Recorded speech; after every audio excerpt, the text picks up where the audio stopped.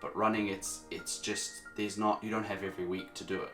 You have one shot where you go, you have to line up properly, warm up correctly, be in the right mental state to be able to react and go and perform the exact time that you've been trying to do for ages. And if it's an Olympic year, it's 4 years you've waited for that. And that can mean the world, just one race.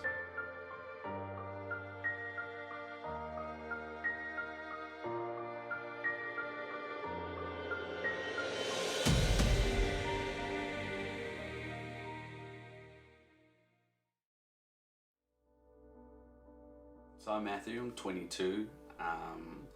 I've run competitively now for 5 months, but I've been an athlete since I was about 8. That started with football, where my initial dream was to become a professional footballer.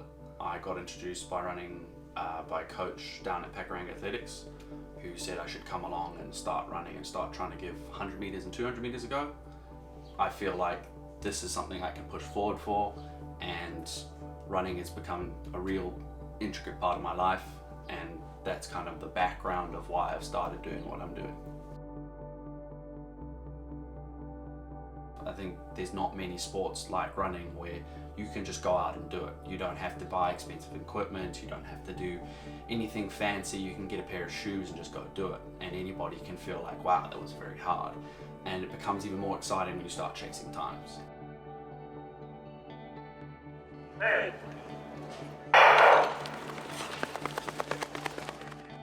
So that's what I've liked most about it, actually, is when you arrive at the line, it's the most amount of adrenaline you can ever feel. Because people think, oh, but it's fine, it's just one race, you should be fine and fit enough for it.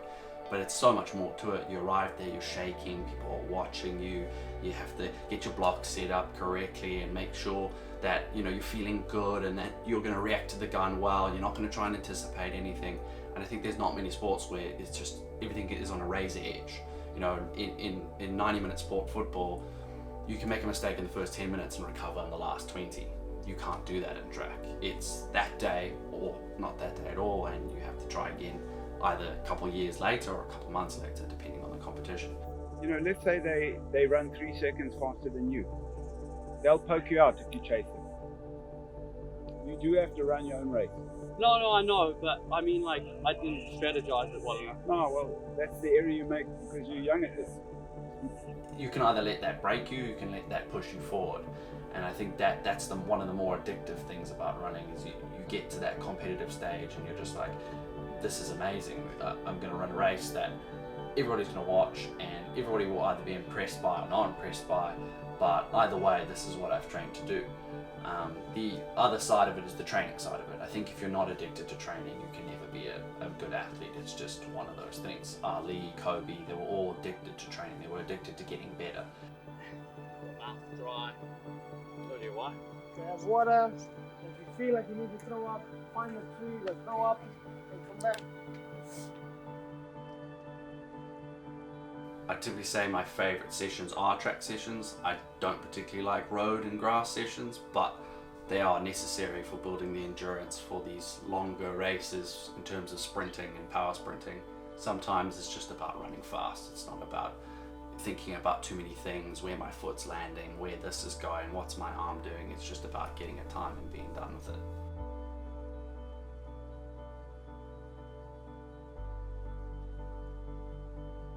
I'm chasing a specific goal, and it always puts a target, and I like to wake up in the morning and think, all right, that's what I'm trying to achieve today. And instantly there's a light bulb in your head that goes, this is it, I'm getting better. And then you're like, all you want to do is get better and better and better and better and better and better. My micro goals, especially for this year, is to run at Auckland Champs, run in the Nationals, and hopefully run a sub 50, somewhere in the 49, 48 region.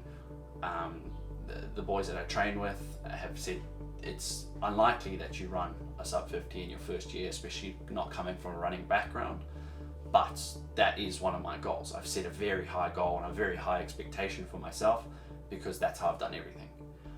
Long overarching goal, I would like to get into a New Zealand squad here and start running for them, and I would like to start going to a world stage. That is the end goal. I think everybody's end goal in track and field or sports that are related is the Olympics. But it's difficult for a 22-year-old to go, I want to go to the Olympics, and I've only been running for 5 months.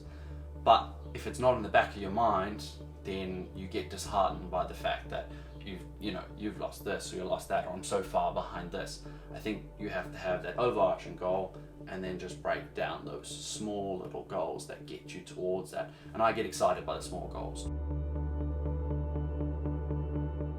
I think running has definitely improved my day-to-day life, and I think it improves anybody's day-to-day life who started out. Any advice I would have for someone that wants to start out running or start out anything in life that they're passionate about or excited about is quite simple, but can be more complex. It's just start, but just start with an intention. Don't just start for the sake of going, today's the day I'm starting, because often that will just fade. You need to have something that you're chasing towards.